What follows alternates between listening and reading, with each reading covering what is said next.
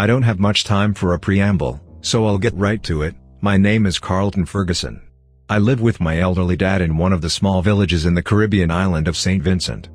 For those of you who haven't been abreast of what's going on in my island, La Soufriere, our resident volcano has erupted for the first time in almost 42 years. The eruption has spewed lava and thrown tons of dust and ash into the sky, blanketing a lot of towns and villages in the northeastern corner of the island. The sun has effectively been blocked out for most of the day, engulfing us in a weird twilight world where everything is dark and coated in ash. Despite efforts from the government to try and evacuate citizens out of the red zone, some folks like my dad were too stubborn to move.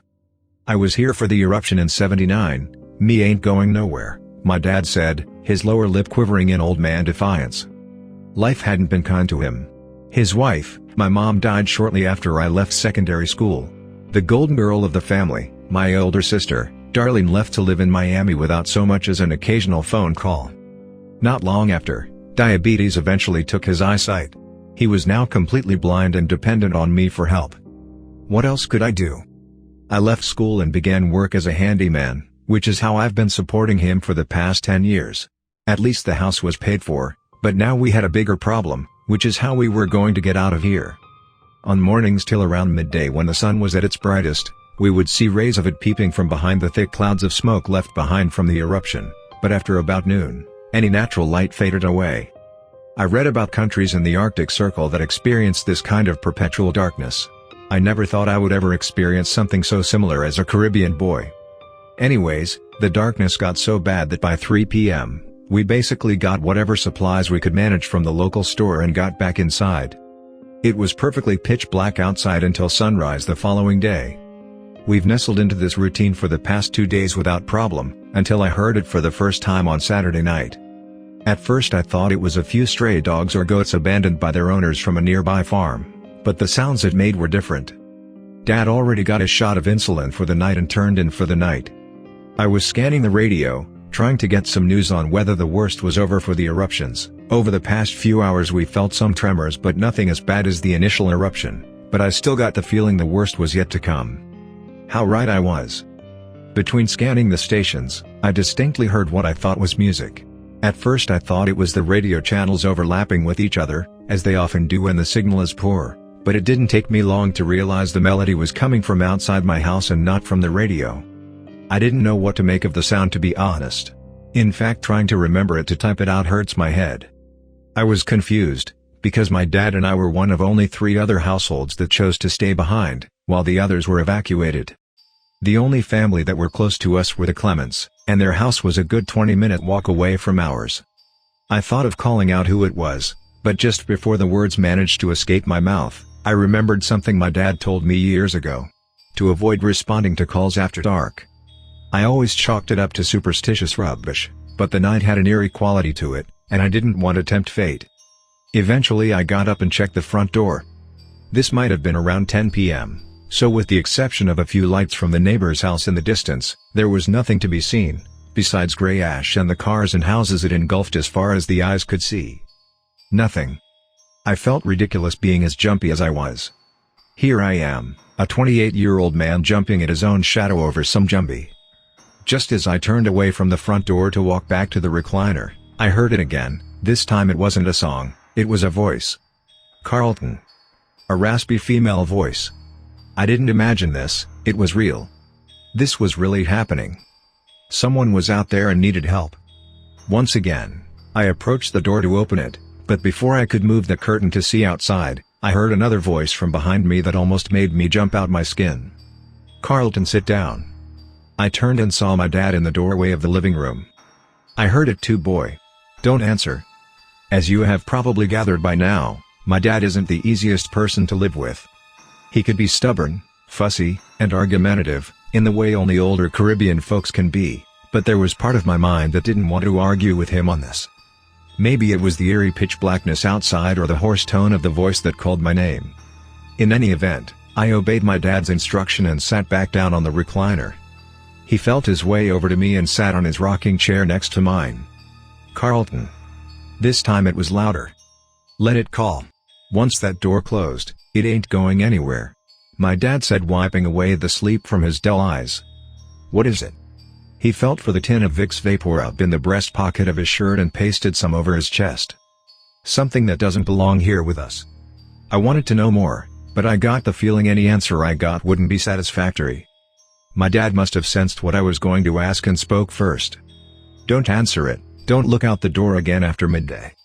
What if it's someone who needs help? Dad turned his head to me, and for a second I felt like I was 10 years old again. Boy, use your head. Who else is out there after dark? You know old Jonas or any of them wandering around in all this ash and smoke during the day, much less during the night? He was right, most of these villages were ghost towns now, and it wasn't as if we would be in a much better situation to help anyone, even if that was the case. I guess. No sooner had those words escaped my mouth, I heard a deafening shriek from outside. It was loud, but based on the echo, I could tell it came from a distance away. It came from the direction of the Clements house. No sooner had I heard that I heard another shriek, this time, not even a shriek, more a gleeful squeal, almost pig-like in quality. At this time my dad placed his palm on my hand. Go and get some rest, son. Say a prayer or two if you can. Before he wobbled back to his bedroom, feeling the walls on the way for guidance. What began as concern slowly grew to panic and outright terror. The following morning, I tried to walk over to the Clements house to see if they were okay. I managed to get as far as the gate, when I saw the door was left wide open. Part of me wanted to go inside, but another part of me already knew what I would find.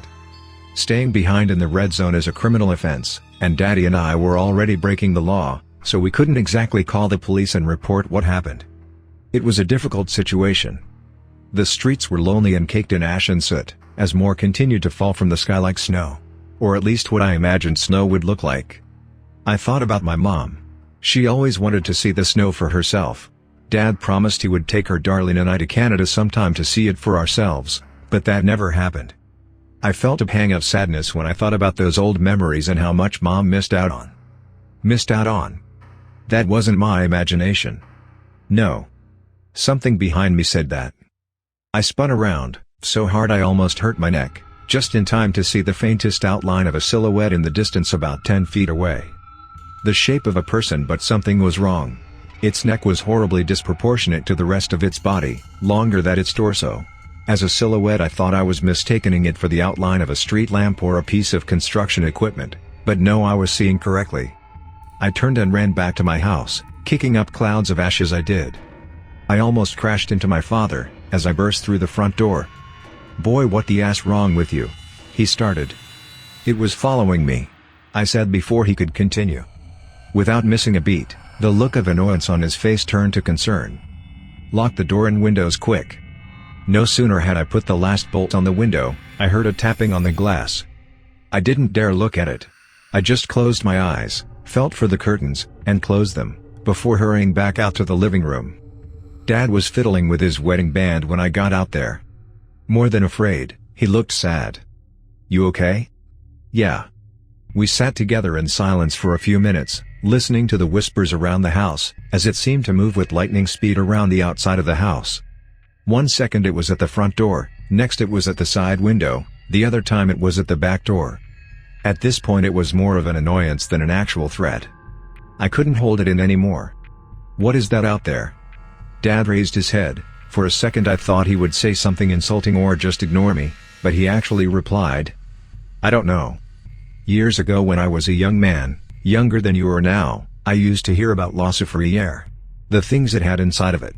Those things were there since the native days, before any white man or black man come to these islands. Who knows what it is? Once it stay out there." I thought for a minute. We can't stay so forever, you know. Eventually we will run out of supplies. Dad looked in my direction. "I told you I ain't leaving here. This is my home. Having a home ain't going to mean anything if we starve inside of here now." He paused for a while, then his lips trembled again. "Well then maybe you shoulda leave with Darlene." I rocked back. At first I didn't understand what I was hearing. What that have to do with anything? My voice now raised. He just turned his head away, still playing with his wedding band. We sat in the darkness for about 20 minutes, so wrapped up in our argument we didn't realize the whispers had stopped. It hurt me every day I couldn't give you, Darlene, and your mother more. Hearing that was the closest thing to an apology I ever heard from my dad. We never had a very affectionate relationship, so I wasn't sure what to do next. I just put my arm around him and squeezed his shoulder. "Carlton?" The whispers returned from the front door. This time it was trying the doorknob. "Carlton. Carlton. Carlton. Carlton." It sounded like an AI, repeating my name at super speed to the point it sounded like one word. Wiping some tears from his eyes, my dad turned to me. "You should go. Don't be stupid, I have to stay here. Go on tomorrow. Pack a bag and bring some help if you can, if it's not too late. I survived this long, it won't be a problem." Sitting this close, I never realized how old he got over the years, his eyebrows dotted with streaks of gray, his once muscular neck now thin and frail. To me he was always an intimidating force. Now feeling him in my arms, I wished I had more time, but he was right. "I will bring back help." He smiled, showing off his yellowed teeth. "I know you will, baby boy. Besides, I done blind already, it's not like I could see whatever it is out there." His smile had pain in it. So did I. Tomorrow I will have to take his advice to get some help. I hope he is right.